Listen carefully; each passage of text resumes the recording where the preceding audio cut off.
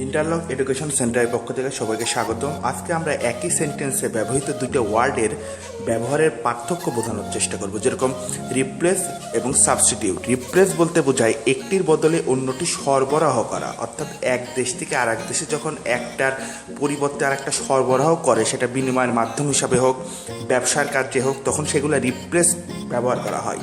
কিংবা একটা জিনিস রাখলাম, তার বদলে আর একটা জিনিস নিলাম, সেক্ষেত্রে রিপ্লেস ব্যবহার করা হয়। সাবস্টিটিউট বলতে ব্যবহার করা হয় একটার বিকল্প আর একটা, তার মানে একটা নাই, তার বিকল্প হিসেবে যখন আর একটা ব্যবহার করা হয় তখন সাবস্টিটিউট। যেরকম দে রিপ্লেসড গোল্ড বাই পেপার মানি, তারা ওই গোল্ডটা সরবরাহ করে তার বদলে পেপার মানিটা নিয়ে আসলো, অর্থাৎ কাগজের মুদ্রাটা গোল্ডের বদলে, গোল্ডটা সরবরাহ করে তার বদলে কাগজের মুদ্রা। আর যদি লেখা হয় they substitute paper money for gold, তার মানে তারা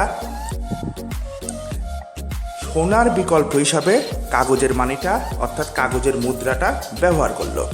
আচ্ছা, আরেকটা হচ্ছে আর্ন ভাস উইন। আর্ন বলতে বোঝায় কাজের বিনিময়ে কোনো কিছু অর্জন করা, আর উইন বলতে বোঝায় লড়াই প্রতিযোগিতা হতে কোনো কিছু অর্জন করা।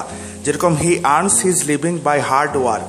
এই হার্ড ওয়ার্ক মানে কি কাজের মাধ্যমে তার দৈনন্দিন জীবিকা অর্জন করা, সেটা বোঝাতে আর্ন ব্যবহৃত হয়। হি উইন্স দ্য রেস। রেস বলতে কি লড়াই প্রতিযোগিতা, এগুলোর মাধ্যমে কোনো কিছু অর্জন করা বলতে বোঝায় উইন্স। ধন্যবাদ সবাইকে।